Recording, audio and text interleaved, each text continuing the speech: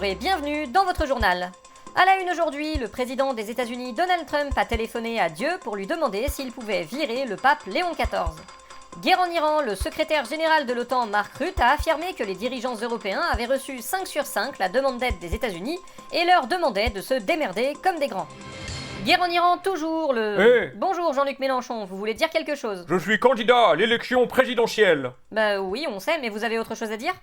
Bah je suis candidat à l'élection présidentielle quand même. Oui, mais vous avez rien à dire du coup. Mais si, je suis candidat à l'élection présidentielle. Mais on sait. Eh ben réagissez, mon champ. Mais je sais, on sait, tout le monde sait, vous inquiétez pas. Mais vous le savez depuis combien de temps? Mais depuis 15 ans, Jean-Luc Mélenchon.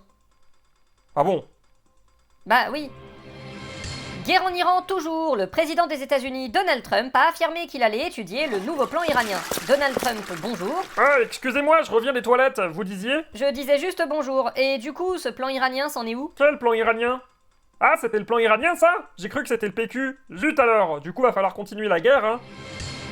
À l'occasion du 1er mai, le Premier ministre Sébastien Lecornu a tenu à assurer aux boulangers et aux fleuristes verbalisés que leurs amendes ne seraient pas suivies de sanctions. Sébastien Lecornu, bonjour. Bonjour. Alors je comprends pas, la loi ayant été rejetée, les boulangers et les fleuristes n'ont pas eu le droit de faire travailler leurs employés le 1er mai, si? Tout à fait. Mais vous les avez encouragés à le faire, donc vous les encouragez à enfreindre la loi. Oui, j'appelle à la désobéissance civile. De toute façon, on peut plus rien faire dans ce pays. Et il paraît que vous avez appelé un patron verbalisé pour l'assurer du soutien du gouvernement. Tout à fait. C'est marrant parce que quand il fallait appeler le maire de Saint-Denis parce qu'il était victime de racisme, vous aviez pas de réseau. Oh, elle était facile celle-là. Si vous le dites.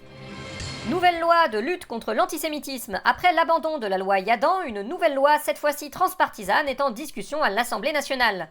Aurore Berger. Bonjour! Bonjour aussi. Du coup, déjà un petit mot sur la loi Yadan. Bah c'est trop nul d'abord! En plus, c'est que des menteurs ceux qui étaient contre! Ils disaient que c'était pour Israël alors que d'abord il n'y avait pas Israël dans la loi d'abord! Ah si, il est fait mention d'Israël 15 fois et d'Israéliens 2 fois dans le texte de Caroline Yadan. Oui, mais c'est pas pareil d'abord parce que c'est moi que j'ai raison et puis non! Avant de dire des trucs, ils avaient qu'à lire la proposition! Et vous l'aviez fait? Bah non, mais moi c'est pas pareil, j'étais pour! Du côté du Rassemblement National, Marine Le Pen et Jordan Bardella ont tenté d'accorder leur violon en vue de la présidentielle de 2027.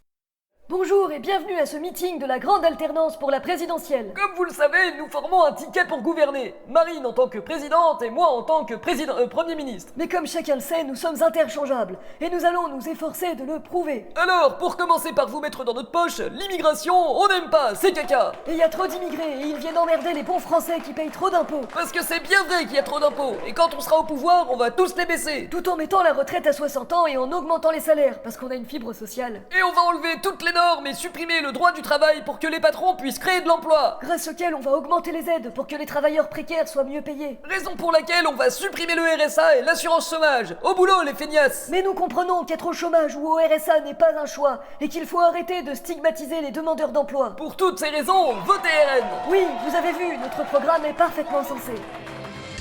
Pour notre entretien du jour, nous nous retrouvons avec l'hologramme de Jean-Luc Mélenchon. Hologramme de Jean-Luc Mélenchon, bonjour.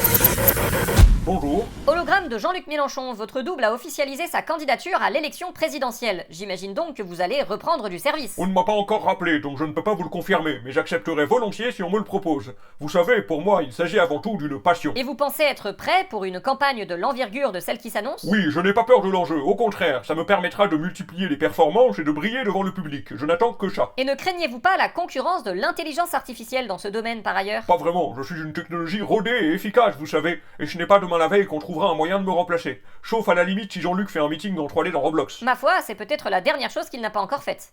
Nous vous souhaitons une soirée, à bientôt.